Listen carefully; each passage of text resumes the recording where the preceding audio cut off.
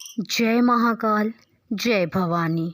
मैं आप सबका हार्दिक स्वागत करती हूँ आपके अपने यूट्यूब चैनल भगवती कृपा ज्ञान प्रकाश में। आप सब लोग कैसे हैं? मैं आशा करती हूँ कि माँ काली की कृपा से आप सब लोग स्वस्थ होंगे, अच्छे होंगे।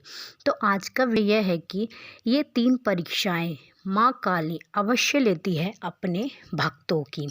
देखिए, उस टॉपिक को समझने से पहले हमें यह जानना ज़रूरी है कि माँ जो है वह अपने बच्चों की परीक्षा क्यों लेती है। माँ से तो कुछ भी नहीं छुपा, माँ तो सर्वोच्च शक्ति है। किसी व्यक्ति के क्या भाव हैं, उस व्यक्ति का सामर्थ्य क्या है, यह सब माँ को पता है। फिर माँ परीक्षा क्यों लेती है, क्या उद्देश्य है इसका? तो इस परीक्षा के द्वारा हमारे अंदर के सारे विकार जो हैं वह समाप्त होते हैं, साथ ही हमारे द्वारा इकट्ठे किए हुए बुरे कर्म कटते हैं। तो इस प्रकार से जो परीक्षा होती है वह कहीं ना कहीं हमारे शुद्धिकरण की प्रक्रिया है, प्रोसेस है। और इस प्रोसेस से गुजर कर हर एक भक्त निखर कर सामने आता है। और जिस प्रकार हम सांसारिक जगत में परीक्षा की तैयारी करते हैं, जितना ज़्यादा हम तैयारी करते हैं उतना ही ज़्यादा हमारे मस्तिष्क का विकास होता है, हमारी बुद्धि का विकास होता है।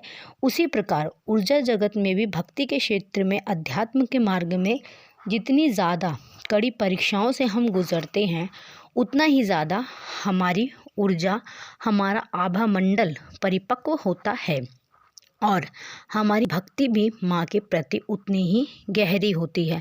और इन परीक्षाओं के द्वारा हमारी समझ विकसित होती है, खुद के प्रति भी और दूसरों के प्रति भी।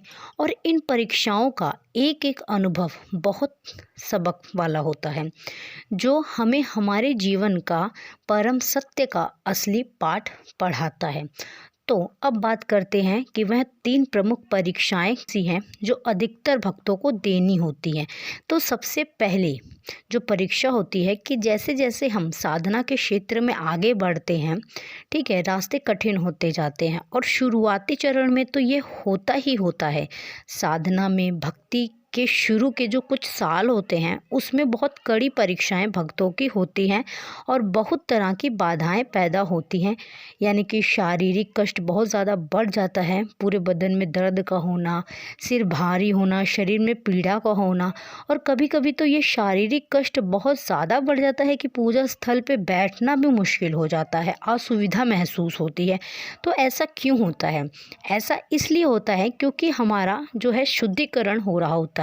हमारे द्वारा हमारे जो पुराने ब्लॉकेज है, हमारी पूरी भावनात्मक गांठें हैं जो हमारी पुरानी, जिन्होंने अपनी अंदर तक जड़ें फैला रखी हैं, जमा रखी हैं, हम कर्मों के रूप में स्थित हैं, वह कट रही होती हैं। तो ये तकलीफ़ें शारीरिक कष्ट के रूप में सामने आती हैं। मानसिक कष्ट भी जो है वह भी कभी कभी इस रूप में भी सामने आता है, भावनात्मक कष्ट भी हो सकता है। इसके अलावा घर में कलेश की स्थिति बन सकती है, बेवजह तनाव घर में है, इस प्रकार हो सकता है, जिस वजह से भक्तगण ध्यान नहीं लगा पाते।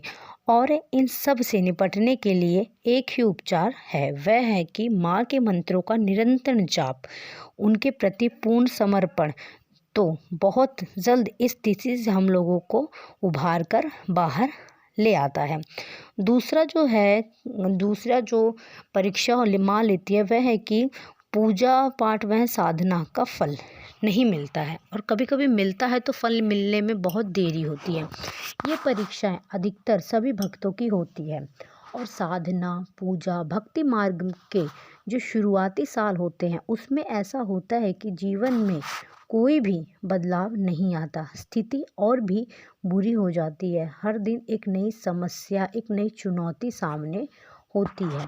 और तब ऐसे में भक्त लोग निराश हो जाते हैं, उन्हें ऐसा लगता है कि माँ सुन ही नहीं रही है। लेकिन ऐसा नहीं है, माँ सुन रही है, देख भी रही है और हर क्षण आपके मन के भाव को महसूस भी कर रही है, समझ भी रही है।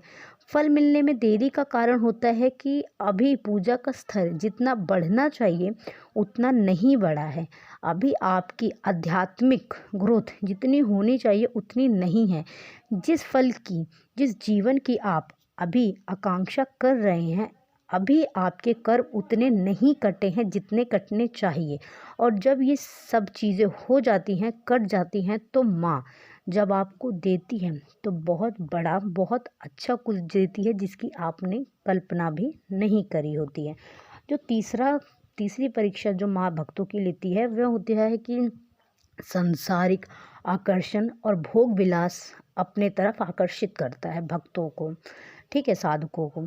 और ये तब होता है जब साधक लोग, भक्त लोग बहुत अच्छी तरह से अपनी भक्ति मार्ग में, साधना मार्ग में आगे बढ़ चुके होते हैं। बहुत अच्छी ऊर्जा वह लोग अपनी एकत्रित कर चुके होते हैं, तब भी यह स्थिति आती है।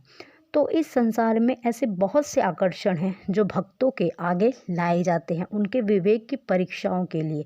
और ये समय होता है कि जब आपके विवेक की परीक्षा होती है। बड़े बड़े अनुभवी साधक भी कई बार इस माया के जाल में उलझ जाते हैं।